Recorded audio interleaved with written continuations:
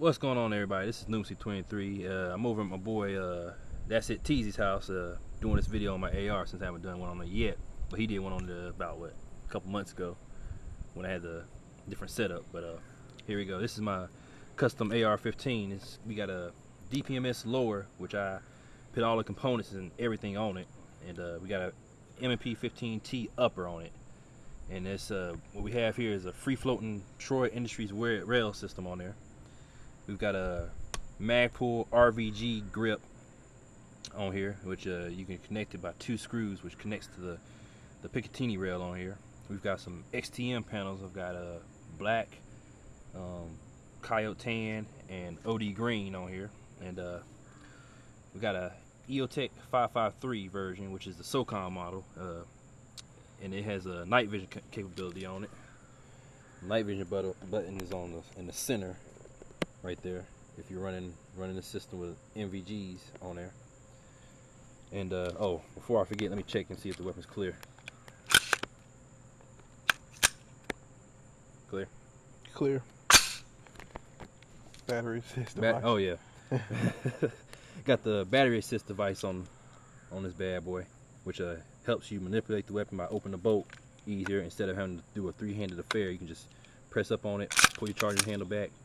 And if you're doing like quick reloads or anything, you just pop your magazine in, and instead of slapping the side right here, you just use your finger and hit it, and it closes the bolt. But we also have got a Magpul polymer trigger guard right here in the flat dark earth. We also have the Myad grip, which means you can change out the grip to suit the shooter's hand. Change out these back panels on here, and change it and slap another one on. And we also have you can carry 3 rounds in the bottom of it. You can also have carry an extra bolt. You can carry AA batteries or CR123 batteries with it. We also have the ASAP plate, which is for a single point sling amount, so you can switch from side to side. And we also have I just got this today at the gun show. I got a Magpul CTR stock. I used to have the Magpul Mo grip, which didn't have this little extra locking device. That little extra locking device keeps it in place, and you have no wiggle at all, so it also aids in accuracy. We also have the Troy Industries flip up rear and front sights, and these things are really good. We went out to a friend of mine's house. He has some land out in the country, and before I got this 553, I was hitting the target at 80 yards with the iron sights back to back. And I mean, these things, they hold zero really good, and they run about for the set probably about $120, $130. But well, if you go to Bravo Company, they actually are selling these for about $20 cheaper now. Yeah. They used to retail for about $140. Yeah. And now they've got them retailing at about $120. And I can't remember the price on the front sight. I think they were going for about $120. $120 at one time. Yeah. Yeah, and I'm not sure if they reduced the price on the front sight. I don't think that they have, so I think these are still $120. So you're going to be paying about $240 for the pair together. And what else we got on this bad boy? Let's switch it over on the other side. Oh yeah, we got the G2 LED light with a pressure switch. Well, not a pressure switch, but a tail cap on it. I prefer not to run the pressure switches because under a stress environment or a stressful situation, you'll probably have a tendency to hit that pressure switch and discharge it when you don't want to discharge it, and that'll give away your position, which is a big no-no, especially if you're trying to keep it down-tone. We also have the filter. It's a blue filter on it, and bezel. And if you want to take off, you don't want to filter in blue, you just flip it up, and it's just a regular LED bright white light on there. Yeah. And I've also got this mounted on mine, but you can kind of see that it gives off a blue beam. The blue beam's good for picking up blood trails, like if you've shot a deer or something like that. That's good to pick up blood. It's going to show up like a dark black in the flashlight. We got a Magpul MS2 sling right here. I'm gonna show you. this thing is really helpful when you don't want to carry this daggone thing all the time. But what it is, it's a single point sling which you can turn into a 2-point sling, and this connects to the ASAP plate like so. You can also lock it.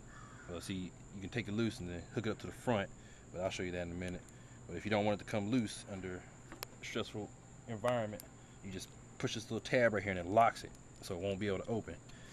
But it swings 120 degrees, so when you have it shouldered, you want to switch shoulders, you just switch up shoulders like that. Notice how that is not in the way. It's out of the way. It's not catching up on his butt pad. And I mean, this thing comes in handy if you're going to do that, like shooting around a corner or something like that. And then when you want to switch over to a 2-point sling, what you do is just unlock it right here, pull it up to the front, sling attach them out, lock it down. If you want to carry it on your back, there you go, and you can tighten it up, and it's not going anywhere. It's going to stay on your back like that. So I mean, it's a good system if you plan on carrying this thing for a long time. Takes some getting used to. I used to get tangled up in this daggone thing until I finally memorized how to work this daggone thing. But I mean, it's really a really good system. I'm looking forward to the MS3 slings. Yeah. I can't wait for those to come out. And those are basically going to be the same thing, but they've got a little bit more durability in them. Oh yeah, I forgot to. We got a tactical, what's this, PRI charging handle. Yeah. Because some of the charging handles are small and you really have to get in behind it. Well, with this you can just grab it by one hand because it has a little bit of grab right here. It's got an actual. Let's see if I can zoom in on it. You can see it's got an actual grip there, and it's got a little bit of length to it than what you would get on your standard latch. And well, this is my first build right here. It's not my last, so.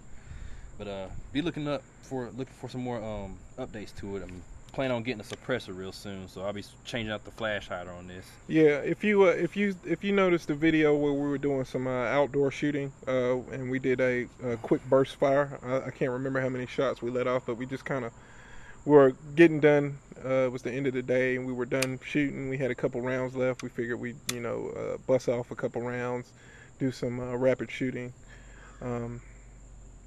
But this was the rifle. This was actually his first time. That was his first time shooting it, and it worked flawlessly for his first build.